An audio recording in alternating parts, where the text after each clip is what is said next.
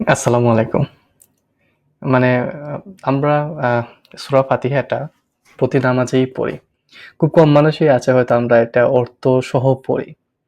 তো ভাবলাম যে আমি নিজেও অর্থ যদিও আমি জানি, বাট যেটা হয় সবসময় আপনি কিসের মধ্যে না থাকলে কিছু জিনিস আপনার আ মানে বাংলাগুলাতে হয়তো আপনার একটা কনফিউশন তৈরি হয়। তো আমি এটা রিক্যাপ করছি এবং ভাবলাম যে আমি এটা রেকর্ড করি এবং আপনাদের সাথে শেয়ার করি।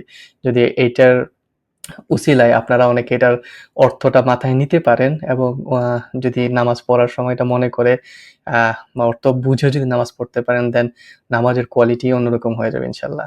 ওকে? সো আমি অ্যারাবিক যে কিটা আছে এটা আমি ওদের রেকর্ডেড যেটা আছে ওইটাই চালাবো সো দ্যাট অ্যাকুরেসিটা যেন ঠিক থাকে। কারণ আমি পড়তে গেলে হয়তো ২-১ জায়গায় একটু এদিক-সেদিক হইতে পারে। সো বিসমিল্লাহির রহমানির রহিম। সো আমি এটা কি করতেছি আর বাংলা যেখানে আ অর্থগুলো আছে সেখানে হয়তো কিছু জায়গায় আমি কথা বলব। সো শুরু করি। বিসমিল্লাহির রহমানির রহিম। أعوذ بالله من الشيطان الرجيم بسم الله الرحمن الرحيم الحمد لله رب العالمين এখানে যদি দেখেন আ আ ডিরেক্ট অর্থটা কি দাঁড়াচ্ছে? যেমন যাবতীয় প্রশংসা আল্লাহ তাআলা, যিনি সকল সৃষ্টি জগতের পালনকর্তা। তাই না? সো নামাজের পর মধ্যে আপনি দাঁড়ায় শুরুতেই আপনি কিন্তু কি করতেছেন? আল্লাহর প্রশংসা জ্ঞাপন করতেছেন। ওকে? الرحمن الرحيم তারপর এটাও আমরা মানতেছি এখানে যে সবচাইতে দয়ালু এবং রহমান কে? আল্লাহ। مالك يوم الدين মালিকি ইয়াউমিদ্দিন, বিচার দিনের মালিক, হাসরের মালিক। ওকে, নামাজে দাঁড়ায় কিন্তু আমরা অ্যাকসেপ্ট করতেছি যে আল্লাহ বিচার দিনের মালিক এবং আমাদের বিচার হবে। তাই না? إياك نعبد وإياك نستعين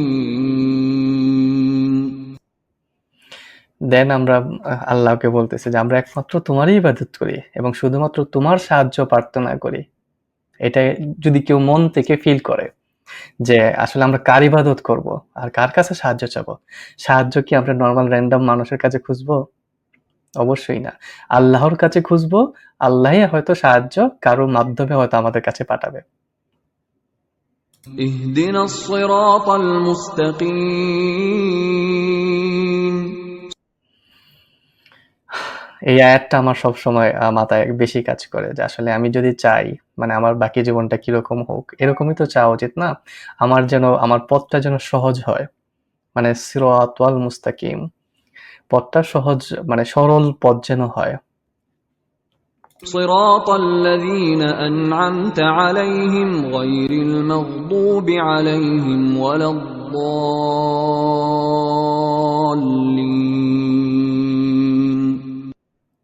আমিন। ওকে। সো লাস্টের আয়াতটা যদি খেয়াল করেন এখানে কি বলা হতেছে? যে সমস্ত লোকের পথ যাদেরকে তুমি নেয়ামত দান করছো। মানে আমরা যখন আগে আয়াতটাতে বললাম যে আমাদের সরল পথ দেখাও বা সহজ পথ দেখাও। এইটার মাধ্যমে কিন্তু আরেকটু ইনসিস্ট করা হইতেছে যে ওই সহজ পথ যে পথে চললে আমি আসলে বেহেশতে যেতে পারবো। যাদেরকে আল্লাহ নিয়ামত প্রদান করছেন ওই পথে। আর ওই পথে না, যে পথে চললে আমি পথভ্রষ্ট হইতেছি এবং আল্লাহ গজব নাজিল করতে পারেন বা আমাকে দুজকে নাজিল করতে পারেন, ওই পথে আমি যেতে চাই না।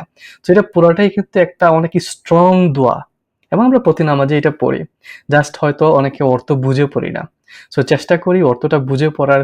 দেন আপনি যখন এটা ফিল করে পড়তে পারবেন না, তখন আপনার প্রতিটা বিষয়ই আপনার কাছে ইজি হয়ে যাবে। কারণ দুনিয়াটা কিন্তু এত কঠিন কিছু না। তাই না? আর আল্লাহ যেভাবে আমাদেরকে গাইড করছেন, আপনি কিভাবে চলবেন না চলবেন এটা যদি আপনার আগে থেকে বলে দেয়া থাকে, দ্যাট মিনস আপনার কিন্তু লেস স্ট্রেস, আপনার কিন্তু ডিসিশন নেওয়া লাগতেছে না খুব বেশি প্রত্যেকটা ব্যাপারে। আল্লাহ তো বলেই দিয়েছেন যে কোন সিচুয়েশনে কিভাবে আপনার চলতে হবে। বাই হার্ট আপনাকে আসলে এটা ফলো করতে হবে। ওকে?